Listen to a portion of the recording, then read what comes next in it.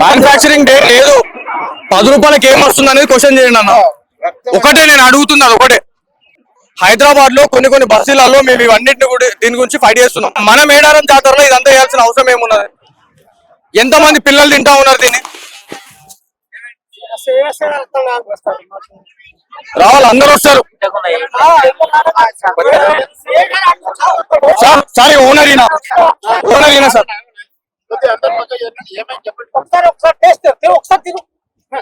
Sir తినకండి.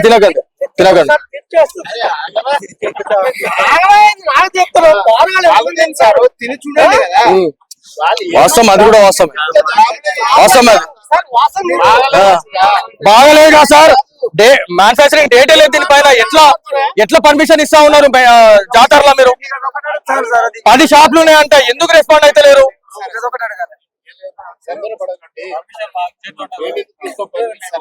Sir permission ఇచ్చారా లేదా అని పక్కన పెడితే ఏం చేస్తున్నారు అనేది తెలియాలి కదా.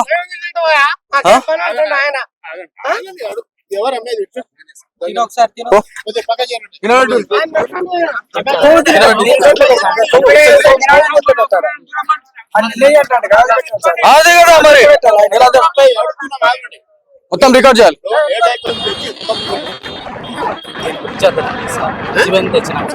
తెలియదు అంటే సరుకు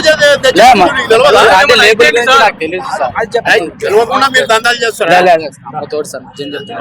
అబద్ధం అనేది 5-6 వరకు ఉన్నాయి సార్. సైడ్ అందరికి పెళ్లి రమ్మని సార్. ఆధార్ కార్డు చూపిస్తలేరు సార్. నేను చెప్పినప్పుడు ఏంటంటే చూపిస్తా సార్.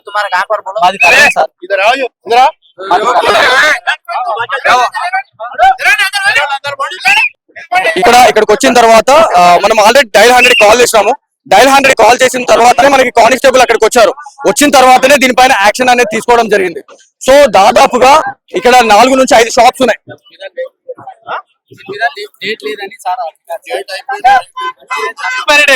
మ్యానుఫ్యాక్చరింగ్ డేట్ లేదు సార్.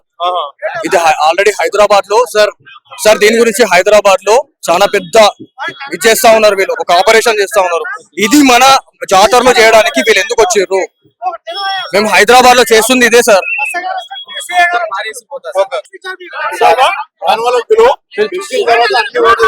బండి ఉంచండి, ఈ బండి ఉంచండి, అయితేనే వస్తారు.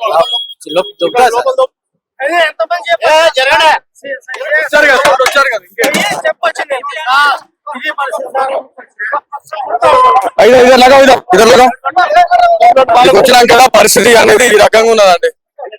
ఫైనల్ గా అధికారులు ఎవరైతే పోలీస్ అధికారులు ఉన్నారో వాళ్ళ దగ్గరికి మనం వచ్చినాము. వచ్చిన తర్వాత వీళ్ళు రెస్పాండ్ అయ్యి అసలు ఏం జరుగుతా ఉందనే దాని గురించి క్లియర్ కట్ గా వాళ్ళు అడిగితే వాళ్ళు కూడా తప్పును నిర్ధారించడం జరిగింది. ఇట్లా చేయడం అనేది చట్టరీత్యా నేరం. ఎందుకంటే వీళ్ళపైన క్రిమినల్ కేసులు కూడా పెట్టే అవకాశం ఉంటుంది. ఎందుకంటే చిన్న బేబీస్ అనే వాళ్ళు కూడా చిన్న పిల్లలు ఇలా బండ్లు తింటా ఉన్నారు. దాంట్లో ఉన్నటువంటి కోవా కాసపడి 10 రూపాయలకు వాళ్ళు తింటా ఉన్నారు. సో ఇది ఒక స్లో పాయిజన్ గా అది ఏర్పడి ఇది కొంచెంగా ఒక మనిషిని తినేసిన తర్వాత అది కింద పడేస్తుంది. సో ఫైనల్ గా జ్వరమో ఏదో ఒకటి వచ్చిందని చెప్పేసి మనం అనుకుంటాం, కానీ ఇది జ్వరంది కాదు. సో ఏదైతే జరుగుతా ఉందో ఇదంతా కూడా ప్రీ ప్లాన్ గా ఇదంతా చేస్తా ఉన్నారని చెప్పేసి మనం మాట్లాడుతా ఉన్నాం. సో ఆసియా ఖండంలోనే అతిపెద్ద జాతరగా మాట్లాడుకున్నటువంటి జాతరలో ఇలా ఇట్లాంటి వాళ్ళు ఇలా ఈ రకంగా చేయడం అనేది నిజంగా బాధాకరం అని చెప్పేసి మనం మాట్లాడుకోవాలి. ఎందుకంటే పోలీసులకు కావచ్చు, దాంతో పాటు వాళ్ళకి ఎవరైతే ఉన్నారో వాగ్వాదం కూడా జరుగుతా ఉంది. కొంచెం అంటే పట్టించుకోని పరిస్థితి. ఎందుకంటే మనం కూడా 3 hours ఆడ కూర్చున్నాం. మనం వీడియోలో మీరు చూడొచ్చు. మనం వీడియోలో చూసినప్పుడు కూడా మీరు అర్థమవుతుంది. అక్కడ దాదాపు ఒక 2-3 గంటలు మనం కూర్చున్నాం. ఏ ఒక్క అధికారులు కూడా ఇదైతే లేరు. సో ఇక్కడ ఏం జరుగుతుందనే దాని గురించి పోలీసులే దీనికి ఒక క్లారిటీ ఇవ్వాలి. ఎందుకంటే 4 నుంచి 5 వెహికల్స్ ఉన్నాయి. సో ఈ వెహికల్స్ ని ఖచ్చితంగా ఆపేస్తే చాలు. ఎందుకంటే ఎంతో మంది దీంట్లో ముస్లిమ్స్ ఎంతో మంది చేస్తా ఉన్నారు. కానీ ఇక్కడ బండ్ను మాత్రమే ఎందుకు టార్గెట్ చేయాల్సి వచ్చిందంటే గ్రేటర్ హైదరాబాద్ లో ఈ మాఫియా అనేది, ఫుడ్ మాఫియా అనేది చాలా ఎక్కువగా ఉంది. ఫుడ్ జిహాద్ అనేది చేస్తా ఉన్నారని చెప్పేసి మనం మాట్లాడుకోవాలి. ఎందుకంటే ఎవరినైనా కూడా ఒక దంద చేస్తా ఉన్నారంటే వాళ్ళు ఒక మ్యానుఫ్యాక్చరింగ్ డేట్ అనేది ఉంటది. సో ప్రతిదీ కూడా మనము నియమ నిబంధనలు పాటిస్తాం. మరి వీళ్ళకి సపరేట్ గా ఏమైనా చట్టాలు ఏమైనా ఉన్నాయా, లేకపోతే సపరేట్ గా వీళ్ళకి ఏమైనా రాజ్యాంగం ఏమైనా హక్కులు ఏమైనా ఇచ్చిందా అనేది మనం మాట్లాడుకోవాలి. ఎందుకంటే మన వాళ్ళు ఎవరైతే దందాలు వేస్తా ఉంటారో అన్ని కరెక్ట్ ఉన్నా కూడా కొంతమంది అధికారులు వచ్చి కొంత దురుసుగా ప్రవర్తించడం కావచ్చు, అట్లాంటివి చేస్తూ ఉంటారు. మరి వీళ్ళని ఎందుకు క్వశ్చన్ చేయట్లేదు అనేదే ఇక్కడ ఉన్నటువంటి ప్రజల వర్షన్.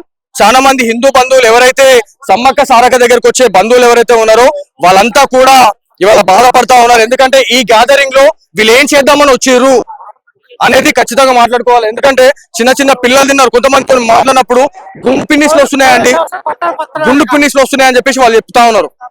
ఫైనల్ గా ఇది ఇక్కడ ఉన్నటువంటి సిచ్యువేషన్. ఎవరైతే మేడారంకి వచ్చినటువంటి వాళ్ళు ఎవరైతే ఉన్నారో ప్రతి ఒక్కరూ చాలా జాగ్రత్త ఉండాలని ఖచ్చితంగా మా తేజస్వి మీడియా తరఫున మేము కోరుతున్నాం.